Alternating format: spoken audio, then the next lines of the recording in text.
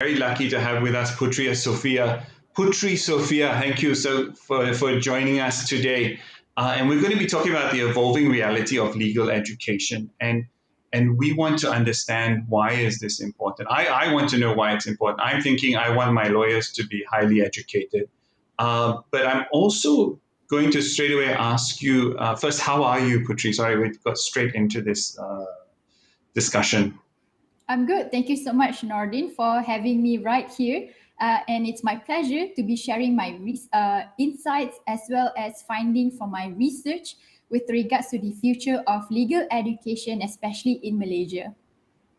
Nice, nice. And one of the things I wanted to ask you about is the Center for Industrial Revolution and Innovation, or CHIRI as it's well known as.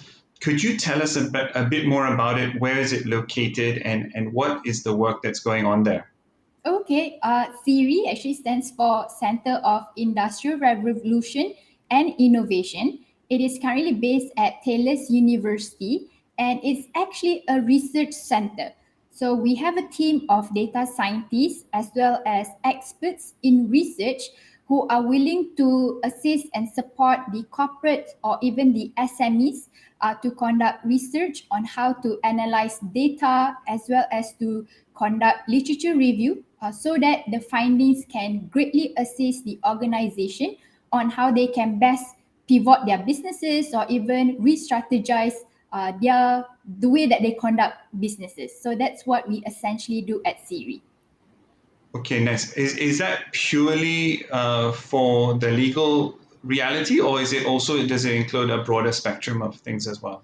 Oh yes, it goes beyond than just doing legal research. Our team consists a lot of data scientists from various backgrounds. So there are data scientists or researchers focusing on family business, focusing on gig economy, focusing on how the environment affects the financial market. So it limitless actually. Anything that the Okay, nice. organization requires assistance in terms of conducting research. So Siri is more than happy to assist.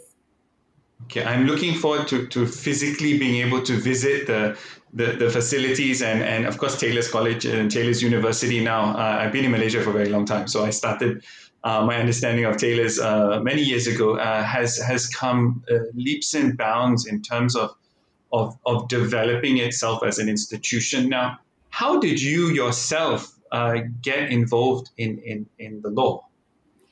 Okay, so honestly, I have this great passion to become a lawyer since 1996 when I was 10 years old.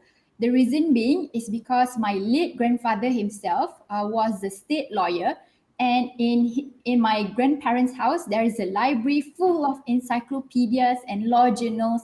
So it got me inspired to read law. So as I grow, so I joined the institution, pursue law. Then during the course of reading law, that's when I realized why law needs to be so challenging. It's very doctrinal basis. So that's when I thought legal education can be revamped to make it much more engaging, interactive, which focuses on students sharpening critical thinking as opposed to memorizing what we learn. So after I've graduated, I pursued the bar, passed the bar exam, got admitted into the bar, and then it took me 3 months to decide if I want to practice as a lawyer or go back to the academia and give my best to introduce what I thought was missing. And from that moment, I never looked back. So it was supposed to be like a 2 year period, and now it has been about 8 years already. Oh, very nice, very nice. And I hi, Farisa, thank you for joining us as well. Now, when you looked at the law as quote unquote being boring and doctrinated, how does this impact when we look at developing new lawyers out of Malaysia? And of course, we've seen immense amount of interest in the law lately. Whether it's looking at the Constitution or Act 432, which we're all kind of living under right now in Malaysia, but the the law has somehow found its way into everyone's daily lives. Where before it was like you only dealt with a lawyer if something was really bad and something went really wrong. or if you're buying a house. So these kind of things. So how are you going to make the law and lawyers, and I'm sure there's a whole bunch of bad lawyer jokes just waiting to pop up in the comments. By all means, put them there. But how are you going to make it more human? How are you going to bring this new style of learning to the legal education field? I absolutely agree with you. We're talking about the internet era, the democratization of information. Everything is one click away. Even before most people go see lawyer, they probably have Googled their issue to see what are the answers available out there.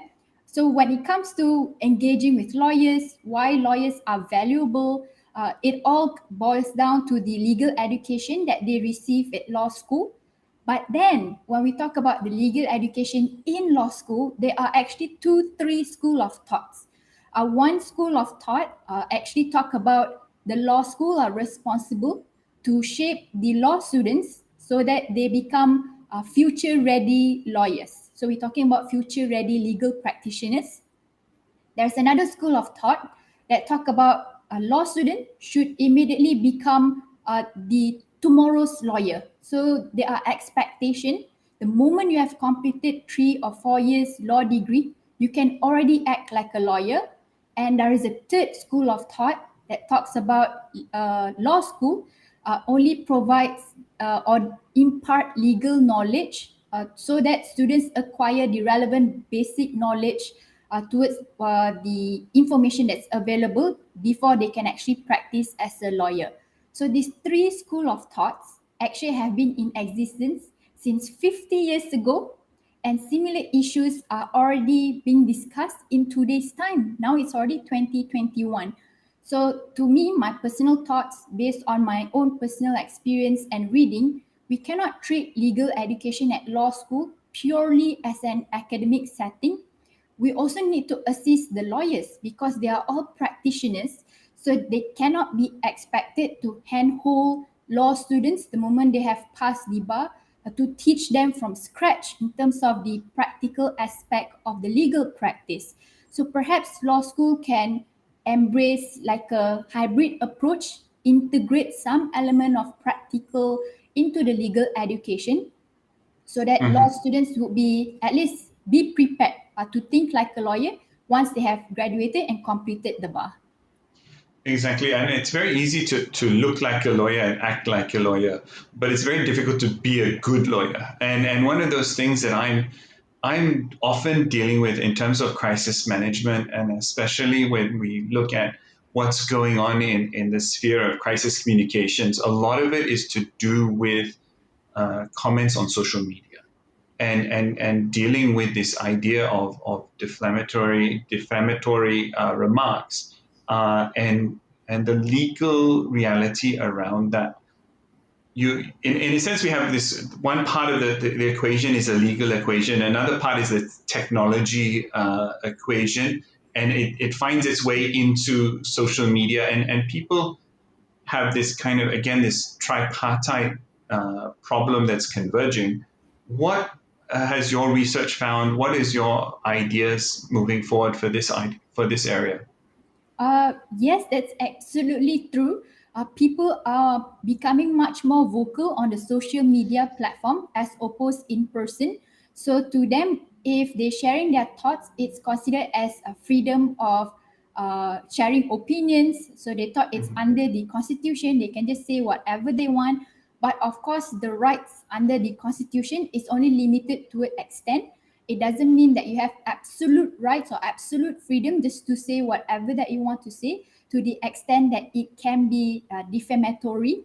So because the public, they do not know so much about the law, perhaps the role of the lawyers or even law lecturers can continue to support by creating like webinars, because I see a lot of lawyers doing webinars nowadays to advocate about human rights, about rights when it comes to social media, what you can or what you shouldn't do.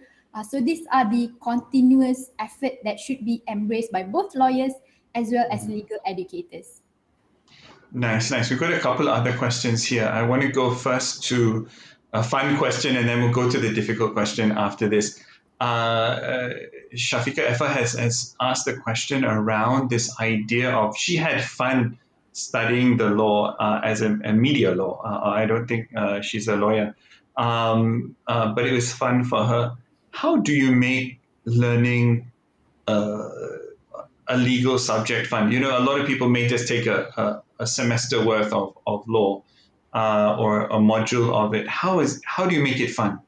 Okay, so for myself, I try to inject some elements of gamification to motivate students' effort or curiosity in order to learn law. So when I say inject elements of gamification, so that's where I introduce a point-based system where students' participation, students' efforts are all being recognized.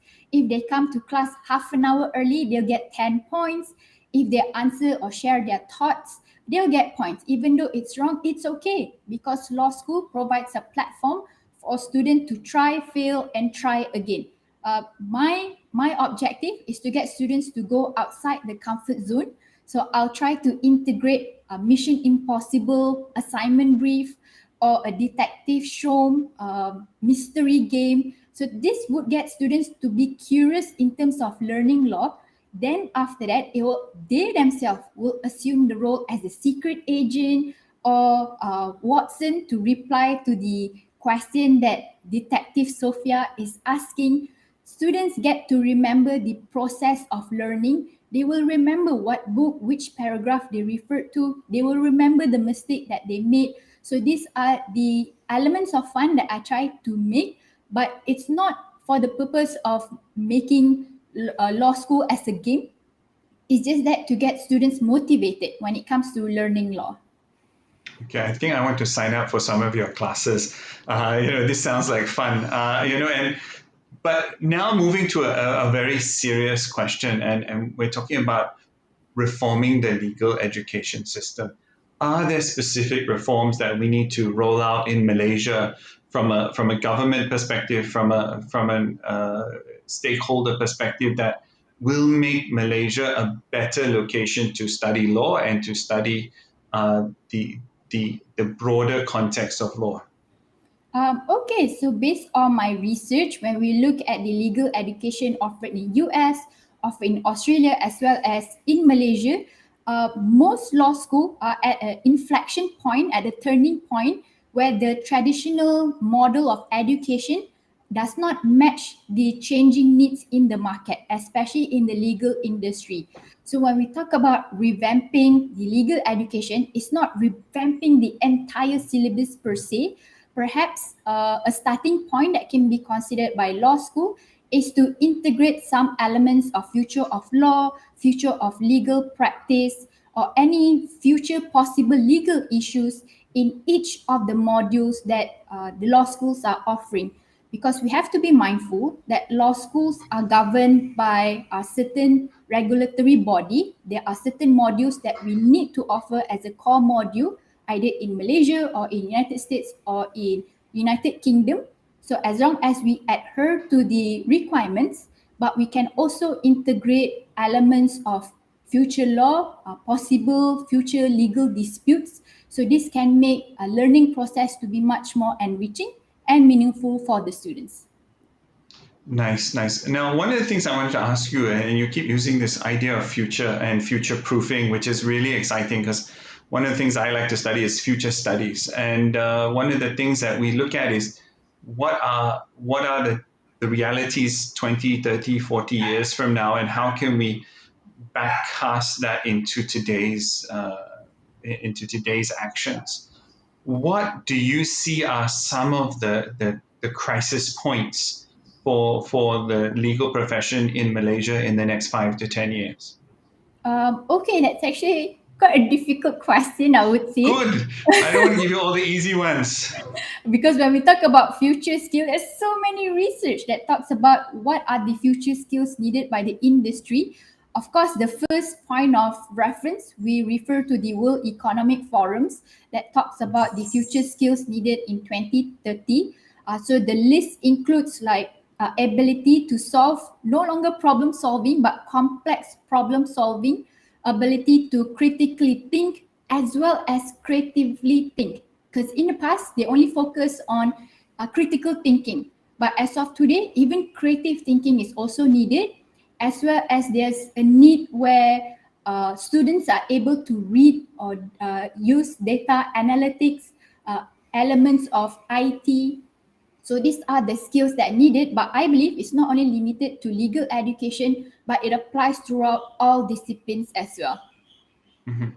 I want to go into this idea of multidiscipline education because sometimes, and I play cricket in Malaysia. We have a joke. If the cricket team is either full of lawyers or full of doctors, and and it's wonderful, and it's but when we look at some of this changing realities of the economy, changing realities of of what the future holds for Malaysia post COVID-19, we realize that there's a need for this interdisciplinary approach to education.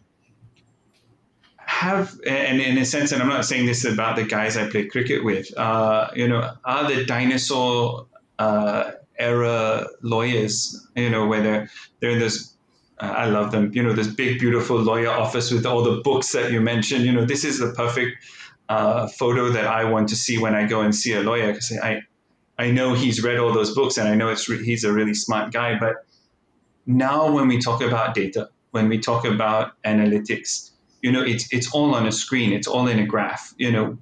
How is especially Chiri and Taylor's bringing this interdimensional, interdisciplinary approach to education? How are you guys delivering that? Okay, I can see you've done your homework. So when we I talk should about do. when we talk about legal education or any field, as a matter of fact, it is essential actually nowadays for any graduates to have elements outside their conventional discipline. Just like you highlighted with regards to interdisciplinary, I must admit, if you talk about data analytics in detail, algorithm, I have no knowledge on those areas. So that's where I can supplement my strength together the strength of someone who is an expert in the area of algorithm. At Taylor's University, we actually revamped the curriculum framework where all students are encouraged to either adopt a minor degree or a major degree in addition to the conventional degree that they are doing. So this would encourage students to go beyond than the syllabus or their modules covered under the degree and explores other areas as well. Like for example, law students, they can go and learn about entrepreneurships, about business, fintech, blockchain, in addition to the core or electives module. So these are my thoughts when it comes to multidisciplinary. It would be beneficial also for lawyers to employ graduates who acquire this multidisciplinary, because when it comes to technical terms on certain areas, perhaps these graduates can also share what they have learned, or when it comes to upskilling or reskilling, they can also integrate at their future workplace. Mhm. Lovely, lovely. And we've got some really good questions coming in now. One is around this idea of Socratic roots and moving towards this more practical approach to learning. And I want to add to this question. Now, you've got a run of the mill lawyer. Okay, he's good. But now, if he starts to specialize in law that impacts data or law that impacts social media, how much more employable is he, or how much more valuable is he as an intellectual asset moving forward? And is this something that you guys are looking at?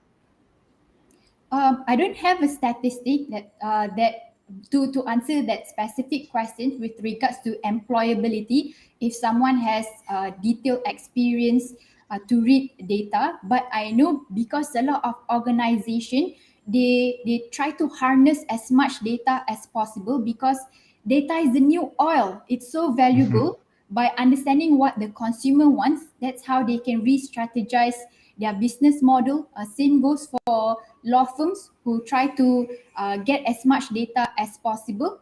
Our researcher at CU will be able to assist on how to read those data.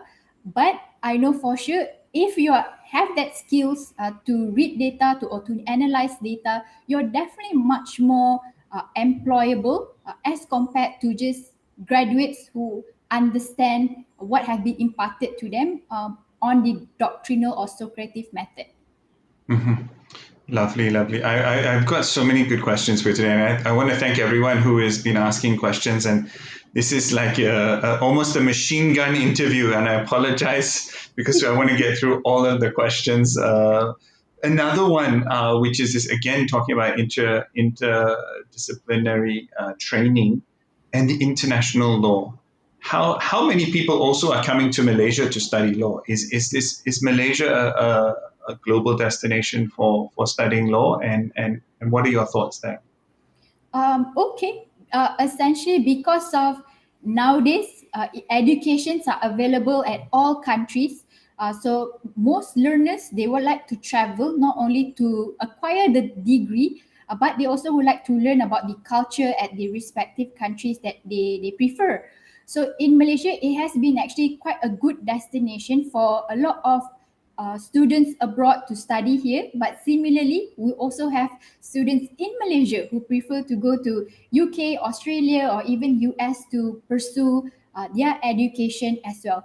But what I know for sure is that because of this COVID-19 pandemic, it has been like a silver lining to all of us, because at first we were fearful that we're going to lose a lot of international students because they are unable to travel to Malaysia. But what COVID pandemic has shown is that when students are determined to pursue their education, be it in Malaysia, Singapore, Indonesia, Thailand, whatever countries, barriers is no longer an issue, because knowledge can be acquired in a wireless platform. So we still receive international students, they still enroll into our program, and I must say I admire their dedication because of the time difference. So sometimes when I conduct classes at 8 a.m., there are students in their respective country, which is 3 or 4 p.m. They're wide awake. That reflects that time difference is not an issue. The fact that they cannot fly in and to learn physically also not an issue. So it emphasized again on the democratization of information, especially in times of pandemic. Nice, nice. I want to know whether they were waking up early or still asleep from still not gone to sleep from the day before. But that's another part of your research. Now, David has asked us a question in terms of producing graduates out of Malaysia who can practice in other nations. What is that component of what, especially what you're doing at Taylor's, in terms of people coming here studying law and then going back to their particular country? Can they study? Can they practice law in those countries, or what is that process for someone who is thinking about coming to Malaysia? Yes. So at Taylor's Law School, when we offer law degree for Malaysian students, our degree is recognized by our legal profession qualifying board. But I have to put a disclaimer there. Depending on which jurisdiction that you are from, so I would advise, before considering to traveling to any country to pursue your education, first check with the regulatory body whether they recognize university from that particular country, because I wouldn't be able to provide a conclusive answer because there are so many jurisdictions, and because of constraint we aren't able to do research on every country whether they recognize Malaysian law degree. But I know for sure, in order to practice in your respective country, most country would prefer degree graduated from their respective home country, or most country recognize degree from UK. But in at Taylor's University, you still can pursue your law degree here for 1 or 2 years, and for your final year, you can transfer to UK, and you will graduate with the law degree from that UK university. So you will have exposure learning law in Malaysia as well as learning law in another country as well. Okay, okay, no worries. Now, to change gears a little bit and to look at what's going on. Are you guys now fully back to in-person training, in-person classes, or are you still online? And what's your preference? Okay, so we'll be going back to campus on phases basis Mhm. starting next week. So I'm looking forward to see some of my students. At Taylor's University, we are mindful of the fear that some students do not want to go on campus. We also have international students who are still abroad, students from Sabah and Sarawak, all over the place. So we give them an option. You still can opt to attend a tutorial session face to face if you want to come on campus. Mhm. But otherwise, there are also slots, 3, 4 slots available for you to join the online session. We only do the face to face session for tutorial, but for lecture, we'll still continue delivering online because our huge number of students. Okay, nice, nice. Now that's interesting. And one of the things that I'm seeing more and more, especially around KL, is there are more people out and about, and I think slowly things are returning to normal. And I think one of those key areas is when children return to primary school, high school, and of course universities. And I think for university students, I think they're old enough to have already been vaccinated. So I think that actually makes it a lot easier and a lot safer as well. So as we close off today, Sophia, is there any last parting words that you would want to give us, and also to kind of answer um, this last question here around this idea of becoming a lecturer, and the kind of your career journey and the kind of pleasure that you've been able to get out of this journey. Could you share with us a little bit of that, and also what should other people who are looking to take a similar journey consider when they take this important step? Okay, thank you so much for that opportunity. So I have a few angles that I'm going to try to answer. One is as a future academic, one as parent, as well as one as student. Back in 1986, the year that I was born, there was a famous saying which says that life flies so fast. So can you imagine now in 2021 with the pace of changes, which is accelerating at warp speed, where everything is buoyed by technological advancement, things are not only changing fast, they are changing really, really fast. So for any aspired academician, fret not. I'm not saying that you need to know technology, that you need to have all these digitalized skills. We all believe in the power of sharing. You come with the strength. So whatever that the institution can support you, we will train you.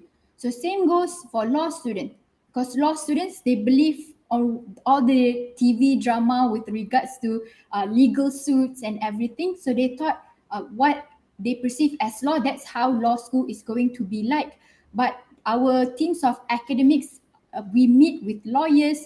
We have our legal academic profession board, which provide advice on how we should continue shaping the student. We should get students to go outside than memorizing the law.